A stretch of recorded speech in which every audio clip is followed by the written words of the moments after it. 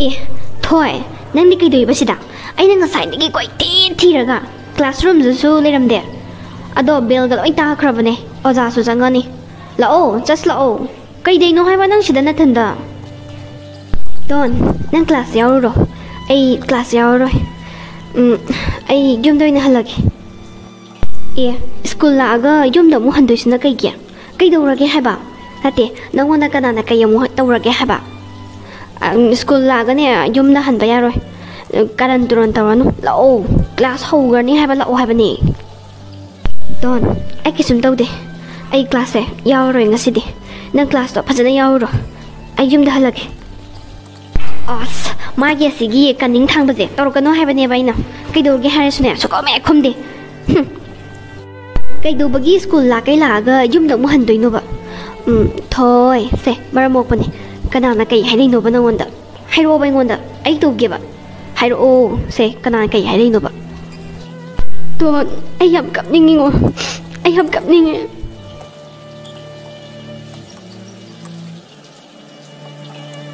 आस कदबई कपनिंगिनो से हाइरो इंगोंदा कनाने कइदोरैनोबा आई लोइ तौगेसे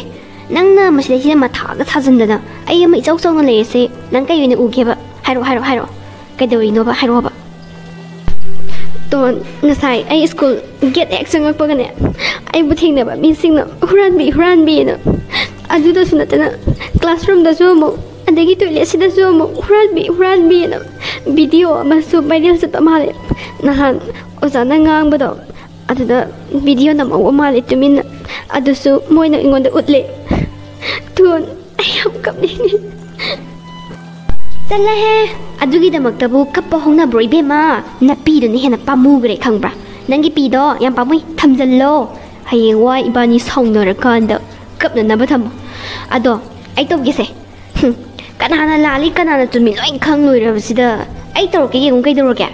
नंग सिनाने खंजन बसिनाने को कंगावी बेमा लाओ क्लास तो ओजानाने वेलकम तौदे ngai लेरमनि लाओ तोन नंगो आइनोने थवाइ नुवाइतना कप्पा कांसिदा नंग फागी ताथोपा याम हाइ चुमबुदि चुमबा नंग हाइबदो नसक इफय फजगै होय लाओ जस्ट लाओ ओजा नंग साइरादि तल्लेबा क्लास हरमनि लाओ मीने हुरानबी हारगा नंगना कपिबा हा हुरानबगी टाइपता बेमा हुरानदरदिने कपकदबा नतिये लमन खुंगदबा खंगेदना लमन खुंगदबा हुराले हारगा कपदिने मीने तसिंग हुराला बोइनिंगनि खंगबा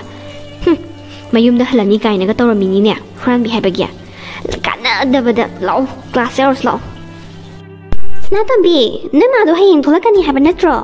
ado sapato kauni ko yamdi yamabani bima ayna nangi mateng pangbi se aduga ne video dosu aina viral chalali bani ko kauni pinky nang ayo je khawala ga nang kuning thinjalura na yada ha ate mi mayam mamang sida nang adugi wado harakti ya raibani कईगुम्बने नंग अदु वातो हे खंगाबको नंग लोइ हाइसनि नंग चक जम ngangiba सागीगा थकेगा the तौ लेबि मनंगना कईगुम्बने सि वाजे एक लिक ओइराबको नंग सिदे खंगना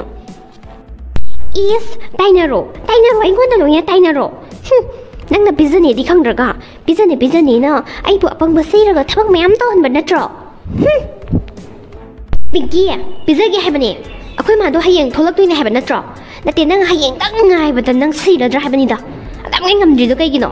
bizani harine aina bizarani khainu khangdiba mi ta gini haiba sonno mi ta dine nang ai gase loire khango loire haisina kainu khangdiba apang jawain torna ba kaigumba sigi wase ek lik oiraba ko nang ai gane amu jail jobra khangponte akhoi mai mathang ta ko aduna ne aina wado tak thamnga ngo haido sonno jidi ha koi noi se wazali or dia muzil ga yogdiro hai se adusna magi type ta as ki sai yana usri ai ne wa gam dangang zara roi bi ma ibani dang lai ka na nga gi doi di ko thoi kayo nang ngasi gi toilet chatte na toilet kam ta chatla roi dra kaino thawai noi dro di toilet ka se amda tawning da bro magi karan se adam nga nga lai ai ko ka se ni dawe ngatang tumin lai game ta काइदगी सिक्तरदिया नंगदी खलोइदबा वखनो अदोम खंजला लैरे खनगदबा वखनो सुकन खंदे अदो आई तोय तौनिंगेबा आई तन जबा तले लो चमिनौ सेबा ꯀꯣꯛ ꯆꯤꯛꯄꯁꯨ ꯐꯗꯣꯏꯅꯦꯕ ꯂꯥꯛꯑꯣ ꯑꯁ tone ꯅꯪ ꯁꯥꯎꯔꯅꯨ ꯅꯪ ꯑꯗꯨꯝ ꯆꯠꯂꯨꯔꯣꯕ ꯑꯩ ꯉꯁꯤꯗꯤꯅꯦ ꯏꯁꯥꯁꯦ ꯅꯨꯡꯉꯥꯏꯇꯦ ꯑꯩ ꯁꯤꯗ ꯁꯨꯝ ꯂꯩꯔꯝꯃꯒꯦ ꯅꯪ ꯑꯗꯨꯝ ꯆꯠꯂꯨꯔꯣ ꯉꯥꯏꯍꯥꯛ ꯂꯩꯔꯗꯤ ꯑꯣꯖꯥ ꯑꯃꯨꯛ ꯆꯪꯉꯅꯤ ꯆꯠꯂꯣ ꯁꯠ ꯁꯠ ꯆꯠꯂꯨꯔꯣ ꯑꯁ ꯇꯟꯗꯤ ꯇꯜꯂꯦ ꯆꯠꯇꯣꯏꯁꯦ ꯏꯊꯟꯗ ꯂꯩꯔꯝꯗꯣꯏ ꯃꯌꯥꯝꯗꯣ ꯂꯝꯕꯤꯗ ꯑꯗꯣ ꯅꯪ ꯅꯁꯥ ꯅꯨꯡꯉꯥꯏꯇ꯭ꯔꯦ ꯍꯥꯏꯔꯕꯅꯤꯅ ꯑꯩꯅ ꯀꯃꯥꯏꯅ ꯆꯤꯡꯉ ꯆꯠꯀꯅꯤ ꯑꯗꯨꯗꯤ ꯄꯣꯊꯥꯔꯝꯃꯣꯀꯣ ꯑꯩ ꯆꯧꯈꯤꯒꯦꯕ ꯅꯪ ꯀꯅꯥꯅ ꯅꯁꯛ ꯐꯖꯔꯝꯃꯣꯒꯦ ꯅꯪ ꯀꯅꯥꯅ ꯅꯁꯝ ꯇꯦꯜꯂꯣꯒꯦ ꯑꯗꯨꯗꯤ ꯑꯗꯨꯝ ꯂꯛꯅꯔꯛ ꯇꯥꯕ ꯁꯠ ꯁꯠ ꯆꯠꯂꯣ ꯇꯣꯟ ꯑꯣꯖꯥ ꯆꯪꯉꯅꯤ ꯋꯥ ꯉꯥꯡ ꯂꯩꯔꯅꯨ ꯆꯠꯂꯣ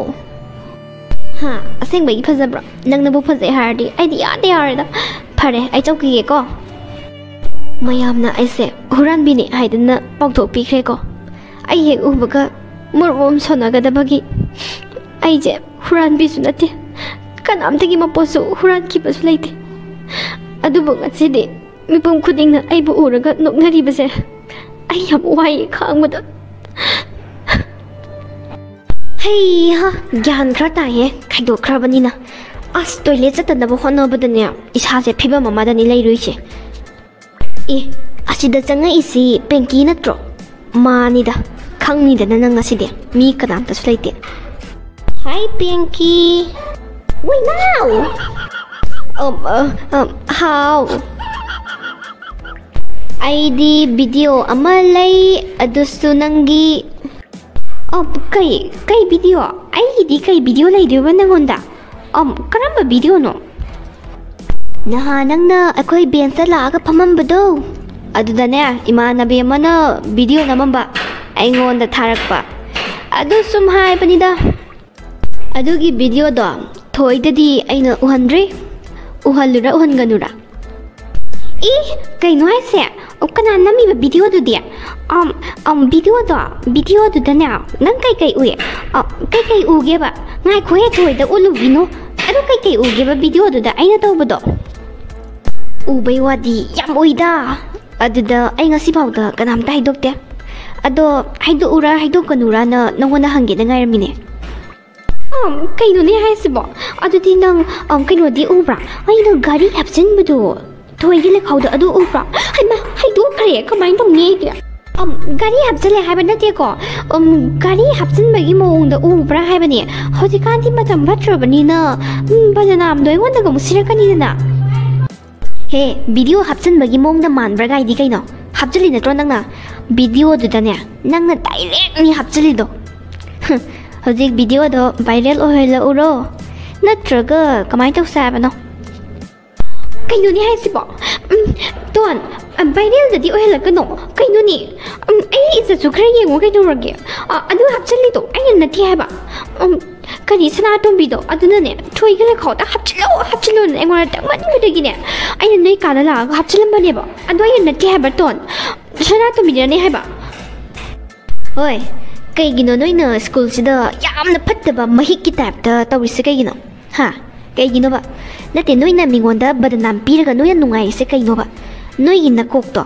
ꯑꯐꯕ ꯑꯃꯠꯇ ꯍꯦꯛ ꯌꯥꯎꯔꯝꯗꯧ ꯃꯥꯟꯗꯦꯍꯦ ꯏꯕꯦꯝꯃ ꯑꯉꯛꯄꯅꯤꯍꯦ ꯅꯣꯏꯁꯦ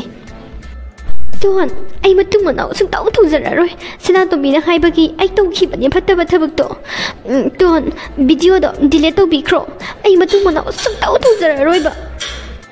ꯄꯦꯡꯀꯤ ꯂꯥꯜꯂꯦ ꯍꯥꯏꯕ ꯋꯥꯍꯩꯗꯣ ꯑꯩꯉꯣꯟꯗꯗꯤ ꯍꯥꯏꯖꯒꯗꯕ ꯅꯠꯇꯦ ꯃꯁꯥꯗ ꯍꯥꯏꯔꯨ ꯂꯥꯎ ꯊꯣꯏꯗꯣ ꯅꯍꯥꯟꯗꯒꯤꯅꯦ ꯆꯥꯛ ꯏꯁꯤꯡ ꯃꯊꯣꯡ ꯃꯔꯝ ꯑꯝꯇ ꯈꯪꯕꯖꯥꯠ ꯅꯠꯇꯦ ꯀꯞꯄꯒꯅꯦ ꯑꯗꯨꯝ ꯂꯩꯔꯤꯁꯦ ꯈꯪꯕ꯭ꯔꯥ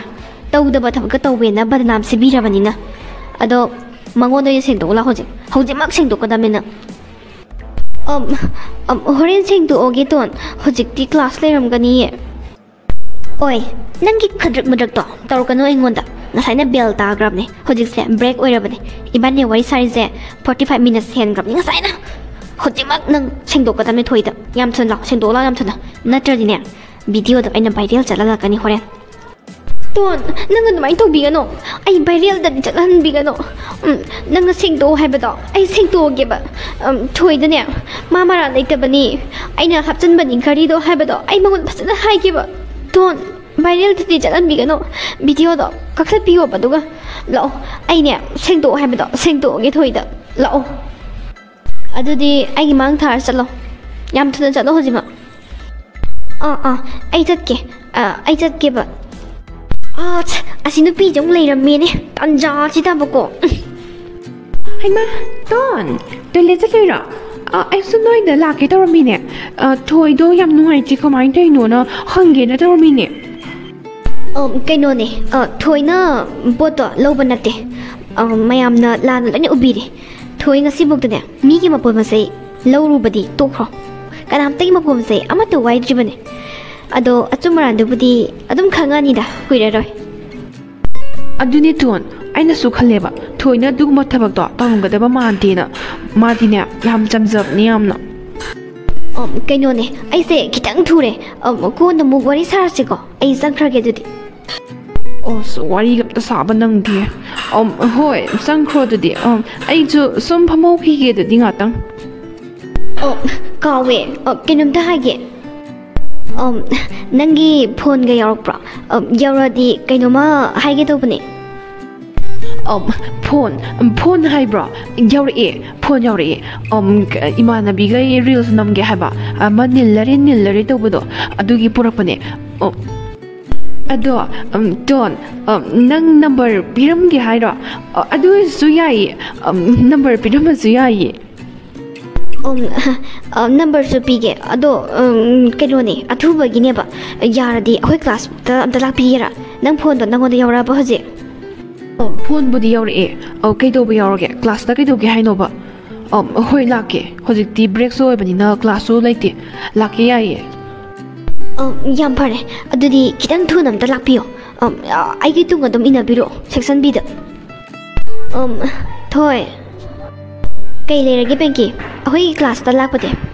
ꯉꯁꯤꯅ ꯑꯃꯨꯛ ꯀꯔꯝꯕ ꯕꯗꯅꯥꯝ ꯑꯃꯨꯛ ꯁꯤꯕꯤꯒꯦ ꯍꯥꯏꯅꯣ ꯕꯗꯅꯥꯝ ꯁꯤꯕ ꯂꯥꯛꯄ ꯅꯠꯇꯤꯌꯦ ꯁꯦꯡꯗꯣꯛꯄ ꯂꯥꯛꯄꯅꯦ ꯊꯣꯏ ꯅꯪ ꯁꯥꯎꯒꯅꯨ ꯑꯩ ꯅꯪꯒꯤ ꯅꯐꯝꯗꯅꯦ ꯑꯩ ꯌꯥꯝꯅ ꯂꯥꯜꯂꯦꯕ ꯍꯨꯔꯥꯟꯗꯕ ꯑꯩꯕꯨ ꯍꯨꯔꯥꯟꯕꯤ ꯇꯍꯟꯗꯨꯅ ꯅꯈꯣꯏ ꯃꯌꯥꯝꯅ ꯕꯗꯅꯥꯝ ꯁꯤꯔꯒ ꯅꯨꯡꯉꯥꯏꯔꯕ ꯅꯠꯇ꯭ꯔꯣ ꯅꯈꯣꯏ ꯉꯁꯤꯅ ꯀꯔꯤ ꯑꯃꯨꯛ ꯁꯦꯡꯗꯣꯛꯀꯦ ꯍꯥꯏꯅꯣ ꯊꯣꯏ ꯑꯝꯇ ꯁꯥꯎꯈꯤꯅꯣꯕ ꯑꯩ ꯐꯖꯅ ꯍꯥꯏꯈꯤꯕ ꯅꯪ ꯅꯔꯥ ꯂꯩꯇꯦ ꯍꯥꯏꯕ ꯑꯩ ꯈꯪꯉꯦ ꯒꯥꯔꯤꯗꯣ ꯑꯩꯅ ꯍꯥꯞꯆꯤꯟꯈꯤꯕꯅꯦ ꯅꯪꯒꯤ ꯕꯦꯛꯇ ꯁꯅꯥꯇꯣꯝꯕꯤꯅ ꯍꯥꯞꯆꯤꯜꯂꯣ ꯍꯥꯏꯗꯅ ꯍꯥꯞꯆꯤꯟꯈꯤꯕꯅꯦ ꯑꯗꯣ ꯑꯩ ꯃꯇꯨꯡ ꯃꯅꯥꯎ ꯇꯧꯔꯔꯣꯏ ꯑꯩ ꯅꯪꯒꯤ ꯅꯐꯝꯗ ꯌꯥꯝꯅ ꯂꯥꯜꯂꯦ ꯅꯪ ꯍꯨꯔꯥꯟꯕꯤ ꯅꯠꯇꯦ ꯍꯥꯏꯕꯁꯦ ꯑꯩꯅꯗꯤ ꯈꯪꯉꯤ ꯑꯗꯣ ꯅꯪ ꯁꯥꯎꯔꯅꯨ ꯑꯩꯅ ꯂꯥꯟꯈꯤꯕ ꯀꯌꯥꯗꯣ ꯅꯪꯅꯁꯨ ꯑꯩꯕꯨ ꯑꯝꯇꯪ ꯉꯥꯛꯄꯤꯌꯨ ꯑꯩ ꯃꯇꯨꯡ ꯃꯅꯥꯎꯗꯤ ꯁꯤꯒꯨꯝꯕ ꯐꯠꯇꯕ ꯊꯕꯛꯁꯦ ꯑꯃꯨꯛ ꯍꯟꯅ ꯇꯧꯔꯔꯣꯏꯕ ꯅꯈꯣꯏꯅ ꯑꯁꯨꯛ ꯌꯥꯝꯅ ꯐꯠꯇ꯭ꯔꯤꯕꯁꯦ ꯀꯔꯤꯒꯤꯅꯣ ꯅꯈꯣꯏꯅ ꯑꯁꯨꯛ ꯌꯥꯝ ꯐꯠꯇ꯭ꯔꯤꯕꯁꯦ ꯀꯔꯤꯒꯤꯅꯣꯕ ꯁꯣꯏꯈ꯭ꯔꯦ ꯂꯥꯟꯈ꯭ꯔꯦ ꯍꯥꯏꯔꯒ ꯑꯩꯒꯤ ꯃꯥꯡꯈ꯭ꯔꯤꯕ ꯏꯖꯠꯇꯨꯗꯤ ꯍꯜꯂꯛꯑꯣ ꯍꯥꯏꯕ ꯌꯥꯈꯤꯗ꯭ꯔꯥ ꯑꯩꯒꯤ ꯏꯖꯠꯇꯨꯗꯤ ꯍꯜꯂꯛꯑꯣ ꯍꯥꯏꯕ ꯌꯥꯈꯤꯗ꯭ꯔꯥ ꯅꯈꯣꯏꯅ ꯑꯁꯨꯛ ꯌꯥꯝꯅ ꯐꯠꯇ꯭ꯔꯤꯕꯁꯦ ꯀꯔꯤꯒꯤꯅꯣ ꯊꯣꯏ ꯅꯪ ꯁꯥꯎꯒꯅꯣ ꯑꯩꯅ ꯈꯟꯊꯍꯧꯗꯕ ꯃꯤꯀꯨꯞꯇꯒꯤ ꯊꯣꯛꯈ꯭ꯔꯤꯕ ꯉꯥꯛꯇꯅꯤ ꯑꯗꯣ ꯑꯩꯅ ꯇꯧꯒꯦ ꯑꯃ ꯇꯧꯕꯗꯤ ꯅꯠꯇꯦꯀꯣ ꯁꯅꯥꯇꯣꯝꯕꯤꯅ ꯅꯪꯒꯤ ꯕꯦꯛꯇ ꯒꯥꯔꯤꯗꯣ ꯍꯥꯞꯆꯤꯜꯂꯣ ꯍꯥꯏꯕꯗꯒꯤ ꯑꯩꯁꯨ ꯑꯆꯨꯝ ꯑꯔꯥꯟ ꯈꯪꯗꯅ ꯍꯥꯞꯆꯤꯜꯂꯨꯔꯦ ꯑꯗꯣ ꯑꯩ ꯃꯇꯨꯡ ꯃꯅꯥꯎ ꯇꯧꯔꯔꯣꯏ ꯊꯣꯏ ꯅꯪ ꯑꯩꯉꯣꯟꯗ ꯁꯥꯎꯒꯅꯨꯀꯣ ꯑꯩꯒꯤ ꯏꯔꯥꯜꯁꯦ ꯑꯃꯨꯛꯇꯗꯤ ꯉꯥꯛꯄꯤꯌꯣ ꯅꯪꯅ ꯚꯤꯗꯤꯑꯣꯗꯣ ꯑꯗꯨꯋꯥꯏꯗ ꯂꯣꯏꯁꯤꯜꯂꯁꯦ ꯃꯔꯨꯑꯣꯏꯕ ꯄꯣꯏꯟꯠꯈꯩꯁꯦ ꯂꯧꯔꯗꯤ ꯌꯥꯔꯦꯗ ꯑꯗꯣ ꯚꯤꯗꯤꯑꯣꯗꯣ ꯃꯤ ꯀꯅꯥꯝꯇꯗ ꯍꯥꯏꯗꯣꯛꯄꯤꯈꯤꯅꯨꯀꯣ ꯂꯤꯛ ꯑꯣꯏꯍꯟꯕꯁꯨ ꯌꯥꯗꯦ ꯇꯣꯟ ꯑꯩꯕꯨ ꯊꯥꯖꯧꯋꯣ ꯑꯩ ꯀꯅꯥꯝꯇꯗ ꯍꯥꯏꯗꯣꯏ ꯚꯤꯗꯤꯑꯣꯁꯦ ꯀꯅꯥꯝꯇꯁꯨ ꯂꯤꯛ ꯑꯣꯏꯍꯜꯂꯣꯏ ꯅꯠꯇ꯭ꯔꯒꯅ ꯐꯣꯟꯁꯦ ꯅꯪ ꯑꯗꯨꯝ ꯄꯨꯈ꯭ꯔꯒꯦꯔꯥ ꯍꯌꯦꯡ ꯄꯣꯔꯛꯑꯁꯨ ꯌꯥꯏꯌꯦ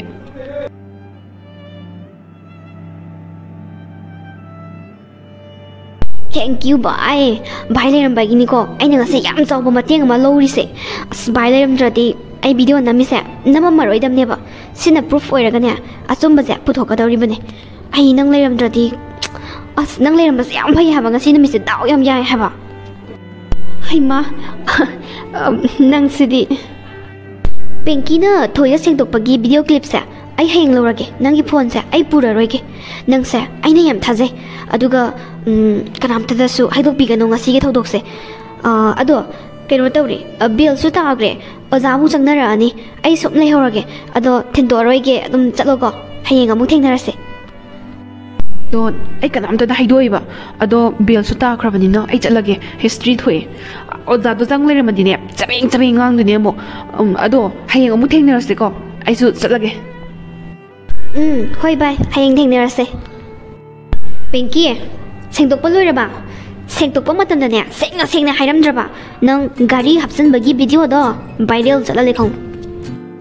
ꯑꯁ ꯅꯪ ꯁꯤꯗꯤ ꯇꯜꯂꯤꯌꯦ ꯚꯥꯏꯔꯦꯜ ꯁꯨꯝ ꯍꯥꯏ ꯂꯩ ꯁꯦꯡꯗꯣꯛꯈ꯭ꯔꯕꯅꯤ ꯑꯁꯦꯡꯕꯒꯤ ꯑꯩꯅ ꯊꯣꯏꯒꯤ ꯃꯐꯝꯗꯅꯦ ꯂꯥꯜꯂꯦꯅ ꯍꯟꯖꯤꯟ ꯍꯥꯏꯖꯔꯕꯅꯤ ꯀꯩꯗꯧꯔꯒꯦ ꯑꯩ ꯃꯇꯨꯡ ꯃꯅꯥꯎ ꯇꯧꯔꯔꯣꯏ ꯍꯥꯏꯕ ꯑꯗꯣ ꯚꯤꯗꯤꯑꯣꯗꯣ ꯀꯛꯄꯤꯈ꯭ꯔꯣꯀꯣ ꯑꯩ ꯁꯦꯡꯗꯣꯛꯈ꯭ꯔꯕꯅꯤ ꯊꯣꯏꯗ ꯑꯁꯦꯡꯕꯗꯣ ꯂꯣꯏ ꯍꯥꯏꯗꯣꯛꯈ꯭ꯔꯕꯅꯤ ꯑꯩꯅ ꯑꯗꯨ ꯇꯣꯟ ꯑꯩ ꯀꯩꯅꯣꯝ ꯍꯥꯏꯒꯦꯕ ꯑꯩꯅ ꯁꯨꯃꯥꯏꯅ ꯊꯣꯏꯒꯤ ꯃꯐꯝꯗ ꯂꯥꯛꯑꯒ ꯁꯦꯡꯗꯣꯛꯑꯝꯃꯤ ꯑꯗꯨꯒ ꯑꯁꯦꯡꯕ ꯂꯣꯏꯅ ꯍꯩꯗꯣꯛꯑꯝꯃꯤ ꯍꯥꯏꯕꯁꯦ ꯁꯅꯥꯇꯣꯝꯕꯤꯗꯗꯤ ꯍꯩꯗꯣꯛꯄꯤꯔꯛꯀꯅꯨꯀꯣ ꯁꯅꯥꯇꯣꯝꯕꯤꯗ ꯍꯩꯗꯣꯛꯎꯔꯗꯤꯅꯦ ꯀ꯭ꯂꯥꯁ ꯃꯅꯨꯡꯗ ꯑꯩꯁꯦ ꯃꯅꯨꯡ ꯆꯥꯕꯤꯗꯣꯏꯅꯦꯕ ꯑꯩꯗꯤ ꯃꯥꯁꯦ ꯌꯥꯝ ꯀꯤꯖꯩ ꯍꯥꯏꯕ ꯑꯗꯨ ꯇꯣꯟ ꯍꯩꯗꯣꯛꯄꯤꯔꯛꯀꯅꯨꯀꯣ ꯁꯤꯃꯇꯪꯗꯤ ꯇꯣꯟꯅ ꯌꯥꯕꯤꯌꯣꯕ ꯑꯣꯏꯗ ꯅꯣꯏ ꯗꯥ ꯇꯣꯟ ꯇꯧꯊꯔꯒꯦ ꯀꯩꯗꯧꯔꯒꯦ ꯅꯩꯊꯔꯒꯦ ꯌꯦꯡꯉꯣ ꯋꯥꯁꯦ ꯃꯅꯥ ꯃꯅꯤꯟ ꯀꯩꯝ ꯅꯥꯏꯔꯣꯏꯁꯦ ꯑꯗꯣ ꯁꯦꯡꯗꯣꯛꯄꯁꯨ ꯂꯣꯏꯔꯕꯅꯤꯅ ꯑꯩꯈꯣꯏꯒꯤ ꯀ꯭ꯂꯥꯁꯇꯒꯤ ꯒꯦꯠ ꯑꯥꯎꯠ ꯏꯁ ꯕꯦꯕꯥꯔꯗ ꯇꯥꯜꯂꯤꯍꯦ ꯅꯪꯁꯨ ꯐꯖꯅ ꯆꯠꯈ꯭ꯔꯒꯦ ꯑꯁꯦꯡꯕꯒꯤ ꯃꯅꯥ ꯃꯅꯤꯟꯗꯤ ꯅꯥꯏꯔꯛꯀꯅꯨꯀꯣ ꯇꯣꯟ ꯆꯠꯂꯦ ꯃꯄꯣꯠ ꯃꯆꯩꯁꯨ ꯂꯣꯏ ꯂꯩꯔꯦ ꯊꯣꯏ ꯗ꯭ꯔꯃꯥ ꯍꯧꯕ ꯌꯥꯔꯣꯏ ꯗ꯭ꯔꯃꯥ ꯍꯧꯅꯕ ꯃꯄꯣꯠ ꯃꯆꯩ ꯂꯣꯏ ꯄꯨꯔ ꯂꯥꯛꯑꯕꯅꯦ ꯑꯩꯅ ꯅꯨꯡꯉꯥꯏꯔꯅꯤꯗꯣ ꯍꯌꯦꯡꯗꯤ ꯑꯣꯏ ꯅꯨꯄꯤ ꯍꯨꯔꯥꯟꯕꯤ ꯑꯁꯦꯡꯕꯗꯨꯅ ꯂꯥꯛꯑꯒ ꯅꯪ ꯍꯨꯔꯥꯟꯕ ꯅꯠꯇꯦꯅ ꯁꯦꯡꯗꯣꯛꯑꯝꯃꯕ ꯅꯠꯇ꯭ꯔꯣ ꯅꯩꯕꯅꯦ ꯉꯁꯤꯗꯤ ꯑꯩꯅ ꯇꯣꯏꯂꯦꯠꯇ ꯈꯪꯕ꯭ꯔꯥ ꯄꯦꯡꯀꯤꯗꯣ ꯁꯤꯗ ꯂꯥꯛꯑꯒ ꯁꯦꯡꯗꯣꯛꯑꯝꯕꯅꯦ ꯒꯥꯔꯤꯗꯣ ꯃꯥꯅ ꯍꯥꯞꯆꯤꯟꯕ ꯑꯣꯏ ꯂꯩꯔꯝꯃꯦ ꯑꯩꯉꯣꯟꯗꯅ ꯏꯔꯥꯟ ꯁꯤꯕ ꯑꯗꯨꯒ ꯍꯧꯖꯤꯛꯀꯥꯟꯗꯤꯅꯦ ꯃꯤꯁꯤꯡꯁꯦ ꯌꯥꯝ ꯐꯠꯇꯕ ꯂꯩꯔꯕꯖꯥꯠꯅꯦ ꯑꯩꯗꯤ ꯏꯆꯝ ꯆꯝꯅ ꯂꯣꯏ ꯈꯜꯂꯨꯕ ꯉꯥꯛꯇꯅꯦ ꯑꯗꯨꯕꯨ ꯃꯤꯁꯤꯡꯁꯦ ꯊꯥꯖꯕ ꯌꯥꯕ ꯑꯃꯠꯇ ꯂꯩꯇ꯭ꯔꯦ ꯑꯦ ꯑꯗꯨꯗꯤ ꯍꯩꯃꯟꯗ꯭ꯔꯣ ꯅꯪꯁꯨ ꯑꯩꯁꯨ ꯊꯥꯖꯗ꯭ꯔꯣ ꯍꯥꯏꯁꯦ ꯏꯁ ꯂꯣꯏꯔꯦꯍꯦ ꯂꯣꯏꯅꯃꯛꯀ ꯍꯥꯏꯔꯗꯤ ꯅꯪꯁꯨ ꯍꯦꯃꯟꯗ꯭ꯔꯣ ꯑꯩ ꯊꯥꯖꯗꯦ ꯍꯥꯏꯔꯗꯤ ꯑꯩ ꯁꯥꯎꯔꯛꯀꯅꯤꯍꯦ ꯑꯩꯗꯤ ꯊꯥꯖꯧꯗꯅ ꯃꯌꯥꯝ ꯊꯥꯖꯗ꯭ꯔꯁꯨ ꯏꯁ ꯂꯣꯏꯔꯦꯍꯦ ꯑꯩꯅꯗꯤ ꯁꯣꯝꯗ ꯊꯋꯥꯏꯒꯁꯦ ꯀꯠꯊꯣꯛꯀꯗꯕ ꯃꯈꯩ ꯇꯧꯔꯦꯒ ꯑꯩ ꯊꯥꯖꯗꯦꯒ ꯍꯥꯏꯔꯛꯄꯁꯦ ꯊꯋꯥꯏ ꯅꯨꯡꯉꯥꯏꯇꯦꯀꯣ ꯑꯁ ꯇꯣꯟ ꯅꯪ ꯍꯥꯏꯕ ꯅꯠꯇꯦꯕ ꯃꯌꯥꯝꯁꯦ ꯍꯥꯏꯕꯅꯦꯕ ꯑꯗꯣ ꯈꯪꯗꯦ ꯅꯪꯁꯨ ꯈꯪꯗꯦ ꯃꯤꯁꯦ ꯇꯝꯕ ꯉꯝꯗꯦ ꯇꯨꯡꯗꯅ ꯀꯔꯤ ꯍꯧꯖꯤꯛꯅ ꯀꯔꯤ ꯑꯃꯠꯇ ꯃꯥꯟꯅꯗꯦ ꯑꯩ ꯊꯥꯖꯕ ꯑꯃꯠꯇ ꯉꯝꯗꯦ ꯍꯥꯏ ꯑꯣꯚꯔ ꯊꯤꯡꯀꯤꯡ ꯅꯪꯅ ꯃꯔꯣꯟ ꯑꯃ ꯃꯌꯥꯝ ꯊꯥꯖꯗ꯭ꯔꯁꯨꯅꯦ ꯑꯩꯗꯤ ꯊꯥꯖꯧ ꯈꯪꯉꯕ ꯑꯩꯅ ꯉꯁꯤꯕꯨꯛꯇꯅꯦ ꯃꯤꯒꯤ ꯐꯠꯇꯅꯕꯁꯨ ꯇꯧꯔꯛꯇ꯭ꯔꯤ ꯃꯥꯡꯅꯕꯁꯨ ꯇꯧꯔꯛꯇ꯭ꯔꯤ ꯃꯇꯦꯡ ꯄꯥꯡꯕ ꯉꯥꯛꯇꯅꯤꯀꯣ ꯑꯗꯨꯒꯅꯦ ꯃꯇꯦꯡ ꯄꯥꯡꯉꯒꯅꯦ ꯑꯩꯒꯤ ꯃꯇꯦꯡ ꯄꯥꯡꯉꯝꯗꯥꯏꯗꯅꯅꯦ ꯂꯣꯏ ꯆꯠꯈꯤꯕ ꯉꯥꯛꯇ ꯈꯪꯉꯤꯗꯅ ꯑꯩꯁꯨ ꯅꯪꯒꯤ ꯅꯒꯨꯟ ꯈꯪꯉꯤꯗ ꯇꯣꯟ ꯑꯗꯣ ꯇꯣꯏꯂꯦꯠꯇ ꯀꯩꯗꯧꯔꯤꯅꯣꯕ ꯄꯦꯡꯀꯤꯗ ꯀꯩ ꯍꯥꯏꯔꯨꯕꯒꯤꯅꯣꯕ ꯃꯥꯅ ꯁꯤꯗꯒ ꯂꯥꯛꯑꯒ ꯑꯁꯦꯡꯕꯒ ꯍꯥꯏꯕ ꯂꯥꯛꯏꯁꯦ ꯀꯃꯥꯏꯅ ꯇꯧꯔꯤꯅꯣꯕ ꯅꯪꯅꯒ ꯄꯦꯡꯀꯤꯗꯒ ꯐꯨꯔꯤꯔꯥꯕ ꯇꯣꯏꯂꯦꯠꯇ ꯆꯠꯂꯍꯦ ꯐꯨꯗꯦ ꯀꯩꯗꯧꯕ ꯐꯨꯗꯣꯏꯅꯣ ꯍꯧꯖꯤꯛ ꯃꯇꯝꯗꯕꯨ ꯀꯩꯅꯣ ꯁꯟ ꯋꯥꯏꯅꯔꯤꯕꯣ ꯌꯥꯝ ꯊꯤꯅ ナꯅꯅꯦ ꯑꯩꯅ ꯇꯧꯒꯥꯏꯔꯤꯁꯦ ꯑꯩꯅ ꯍꯥꯏꯖꯟꯕ ꯃꯥ ꯁꯤꯗ ꯂꯥꯛꯑꯒ ꯐꯝꯃꯝꯃꯤꯗꯅ ꯒꯥꯔꯤ ꯍꯥꯞꯄꯒꯤ ꯑꯗꯨꯗ ꯑꯩꯅ ꯍꯥꯏꯕ ꯏꯃꯥꯟꯅꯕꯤ ꯑꯃꯅ ꯚꯤꯗꯤꯑꯣ ꯊꯥꯔꯛꯏ ꯅꯪꯅ ꯑꯩꯈꯣꯏꯒꯤ ꯕꯦꯟꯁꯇ ꯐꯝꯃꯝꯕꯒꯤꯗꯣꯅ ꯍꯥꯏꯖꯟꯕꯅꯦꯕꯀꯣ ꯑꯗꯨꯗ ꯃꯥꯁꯦ ꯄꯥꯈꯠꯄ ꯍꯧꯈ꯭ꯔꯦ ꯑꯗꯒꯤ ꯑꯩꯅ ꯚꯤꯗꯤꯑꯣꯗꯨꯗ ꯀꯩꯅꯣꯝꯃꯁꯨ ꯎꯏ ꯀꯥꯏꯅ ꯍꯥꯏꯖꯟꯕꯅꯦ ꯈꯪꯕ꯭ꯔꯥ ꯑꯗꯩ माꯁꯦ ꯑꯗꯨꯝ ꯍꯥꯏꯗꯣꯔꯦ ꯑꯗꯒꯤ ꯑꯩꯅ ꯒꯥꯔꯤ ꯍꯥꯞꯆꯟꯕꯗꯨ ꯎꯍꯧꯕ꯭ꯔꯥ ꯀꯥꯏꯅꯒ ꯈꯪꯕ꯭ꯔꯥ ꯊꯤ ꯄꯪꯉꯦ ꯍꯥꯏꯕ ꯐꯠꯇꯕ ꯊꯕꯛ ꯇꯧꯅꯤ ꯇꯧꯔꯗꯤ ꯈꯔꯁꯨ ꯁꯤꯡꯅ ꯇꯧꯗꯅ ꯑꯩꯅ ꯍꯥꯏꯕꯗꯤ ꯌꯥꯝ ꯊꯤꯅ ꯄꯪꯉꯦ ꯍꯥꯏꯕ ꯈꯪꯕ꯭ꯔꯥ ꯈꯨꯄꯪ ꯑꯃ ꯑꯄꯪꯖꯥꯎꯁꯤꯡꯁꯤꯅ ꯃꯔꯣꯟ ꯑꯃ ꯇꯧꯅꯦ ꯇꯧꯔꯗꯤ ꯈꯔ ꯁꯤꯡꯅ ꯇꯧꯒꯦ ꯍꯥꯏꯗꯤꯅꯦ ꯅꯪꯁꯨ ꯃꯣꯂꯤ ꯌꯥꯝ ꯍꯩꯔꯤꯖꯥꯠꯅꯤꯅꯦ ꯗ꯭ꯔꯃꯥꯗꯤ ꯌꯥꯏ ꯇꯣꯟ ꯅꯪ ꯌꯥꯏꯀꯣ ꯍꯣ ꯌꯥꯕꯅꯦ ꯅꯨꯡꯁꯤꯕꯤ ꯅꯪꯅ ꯀꯞꯄꯗꯣ ꯑꯩ ꯀꯌꯥꯝ ꯅꯨꯡꯉꯥꯏꯇꯦ ꯈꯪꯕ꯭ꯔꯥ ꯑꯗꯣ ꯏꯕꯥꯅꯤꯗꯤ ꯁꯨꯛꯁꯥꯎ ꯁꯥꯎꯅꯒꯨꯝꯁꯤꯀꯣ ꯁꯥꯎꯅꯔꯁꯨꯅꯦ ꯄꯨꯟꯁꯤ ꯆꯨꯞꯄꯒꯤ ꯁꯥꯎꯅꯒꯨꯝꯁꯤ ꯍꯌꯦꯡꯋꯥꯏ ꯍꯅꯨꯔꯨꯕꯨꯛꯇꯅꯦ ꯑꯗꯨꯝ ꯇꯤꯟꯅꯁꯤꯀꯣ ꯏꯕꯥꯅꯤꯗꯤ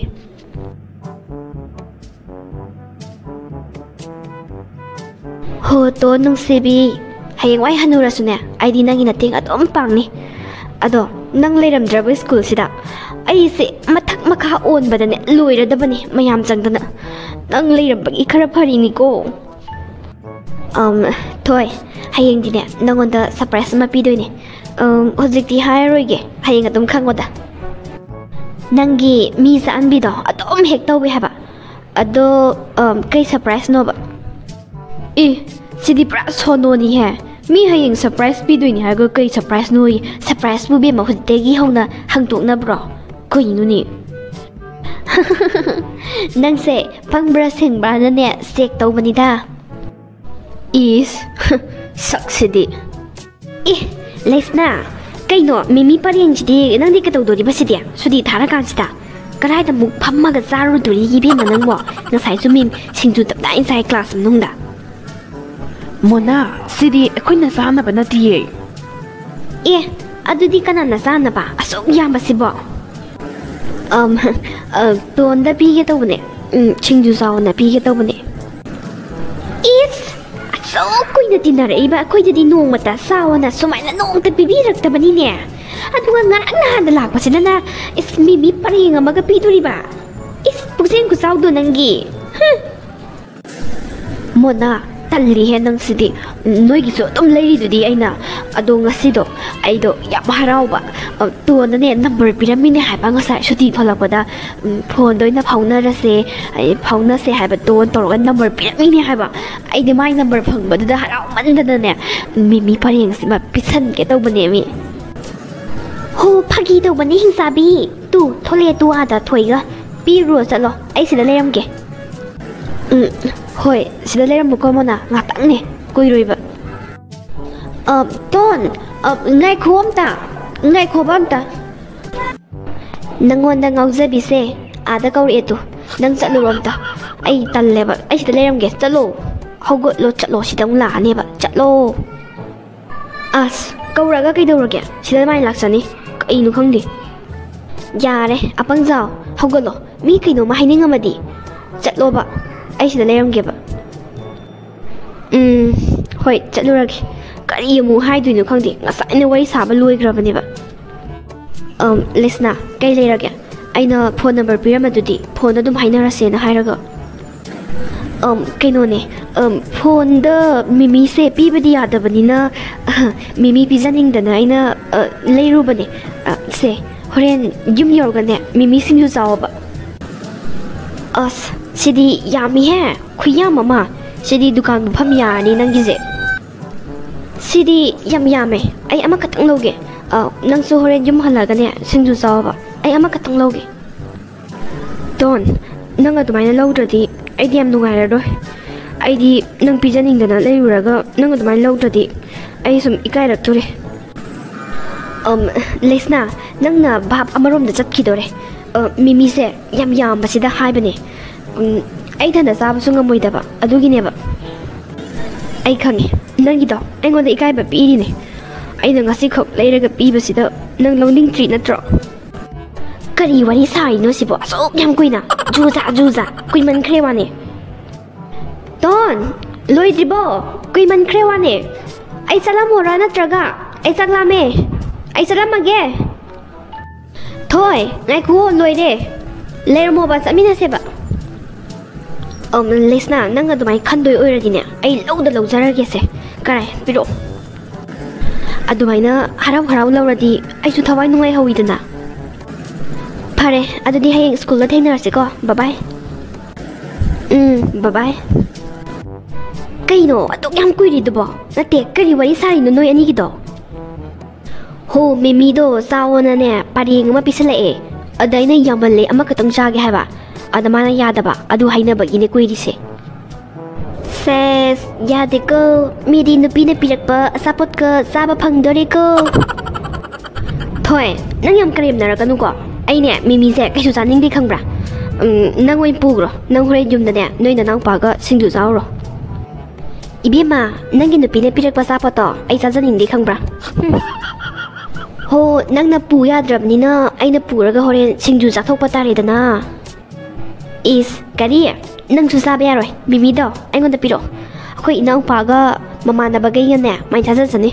ꯄꯤꯔꯛꯑꯣ ꯄꯤꯖꯊꯣꯛꯀꯦ ꯃꯤꯅ ꯉꯁꯥꯏꯅ ꯄꯨ ꯍꯥꯏꯕꯗꯤ ꯌꯥꯗꯦ ꯑꯗꯨꯒ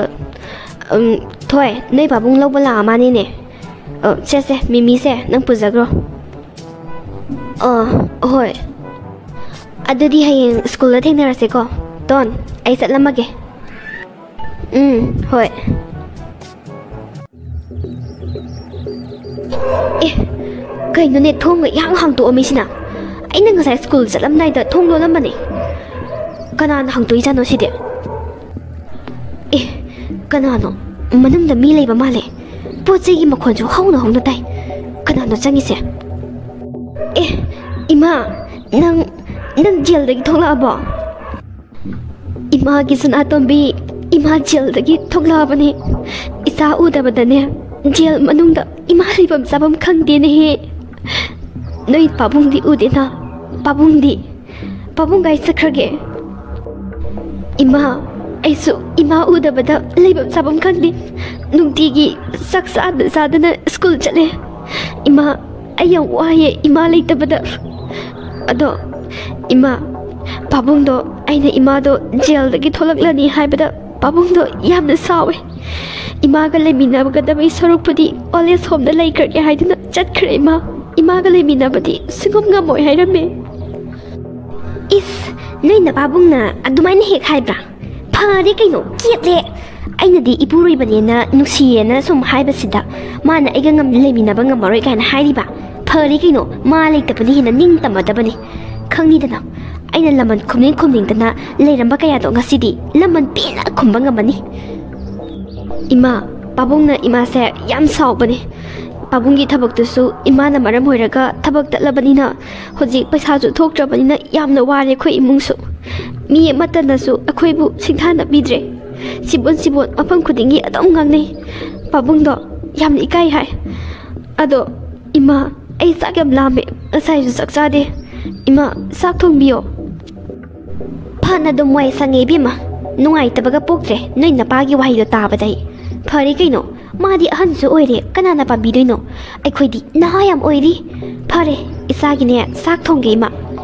cho nangi phiron do hongduk saruro ima ne sak losilake ima mathangdi ima nang jail changanu ko ayang wayaba ima na jail changkibado ai thanda yumsida ayam nuai teba mathangdi ima jail changanu ko hoi ai dress hongdorage ma ai gi sa nu pi se ai leitabada yengune se mayanga se khobi mukta ngaire masi punamak se thaba haibi mama sabi ne thokaliba ngaktani khangni de na hojikti ai thoklabani na nabukta tha tare ki angang amsu yaure na tai nasa duga nanga punna loisin batabani handakti khangni ragu da phone dara kauki che as nang horoi matagumna nang dress to hanu hongro chalo ai tak thibiramage ko na hongani ai chakam lame ba sata thiro o wa su ngang nei du kaino is phiron hongbabu yam kui bai type to aina sak thiringai da ngasai loirani ai se pai ba yadre na usitri ra sata thiro haibani sak tu lame haibani nawa hanjang na thap ngata nang thongyong gani ne thongdradia ima mabu kangi se udra masa wai sandrakanda thabak do honba ya bra ima bo adu se nangna mimi pariyengom pare se kai dino sibo yam me sidi sigi mimi khuyam sidi ise ima nabina pirak padi mande ise gi kanona pirak pamalida nauba nang wathi am nga no ima nabina ne pirei do khangdana ba angang ni kaina yare kai dorge ise imanabina sumaina mimi pareng ma pirak tong ate ko is aibu kai khangoroi kai na go nauba nang adumaina karan turan ngang doi dine piro mimi do saro no piro hui de pija thoke piro ise ai saning de habana te ba saning ye ba yamna ibaina go sumai pirak bo se yam tina harawi gaino ado ise sumaina toin piro na hayo ibaida go nauba nang chendan lang ora na ise laga kano sedandi hauroye sak thiba loirabnina ai chale he ise phengbagina nang thau che ai imagi phi phobado losaluge aduga ne kon phengbu loiraga salo lamo yare khange chalo losaluro phi do ai ne da nam ta sahoge hojikti ai jail dagi thonglabani na ragu ai gi ithausu tapna pangthokpa tabani ne handakti misi mina yamna yauduri ragu ai gi khuddagi karam haina nanthokpa ngamgadagi haibadu yengba tabani itei mado unase haramaga hoji phabu lakte ni se pungdi ayok sangre ne se handakti khulai ama leitabadi sungyamak yaroi itei masu nupa kainarabadina aina loksanbada kari kaiba lei Ragu aigi khutta loinamak leiraba ngaktanida. Thabaksina mai pakhisana. Masimati aigi khutta adum leirabanida. Thabagi machanupiduna maron ama masak matau phajakhalaiba. Khangdida aidi phajabase uba hekta yadaba. Itema laiyane. Itema kaino ainakhibna pung ama aduga hojik lakpasina pung ani. Karino ta itema ngaiba yaba ngahalaga tawaroi sai ro wari se. Ragu yada tawrini nangbo imungdo nahan makai ai leitadana asa amuk toiba upul sinane amot akai mayam sina morman namjalaga thamammiba isa nupini tawrisina adugumba kaim haiba nate do loishanda yada loishalurini adudane thengkhrini Ragu nangbo Phare itema wase point da lase ai jinga se mi khara unagadaba lei wari se kamai tau sa habno itema haibiro ne nanauda Ragu handakdine soyan bayaroi aine thamukse pok pok pok pok saaba jani mamanga thokiba thodok adumai thohalaba aini nang kaidau yenguna aidine handaki matangse soyan ba sokam moi go Ragu kigumba soirba daita nangna pugadabani itema gisu asoiba myam leida ai khakki nate ado haukhre masi wase panaroi se itema kamaina kari toksige habadu khana sine itema Number 1 Thabagi pungning olanduna makhogi imung kangkhong chaihanba adudagi thabasu loishanba. Number 2 mai machanupi thoido manghanba masini aigi firem haibabu itema sumai tawrsi thabagi pungning se phajana olhaledana aduga mana magi thawai makni khanjariba masasingse hu tarian mukhalaba adagi di thabado hatueduna adu hatokpadu thoida taisanar loiri kaino itema adu thoidu so mo manghan khrani natra adagi manau padu di itema laman khumakataba mali yamna aduna makhonga makhula mathudega soinai halaba simangai kaino ibo so budi kharle hanurani kadungam ni mana itema sina patro Ragu nang haiba wado yam phajai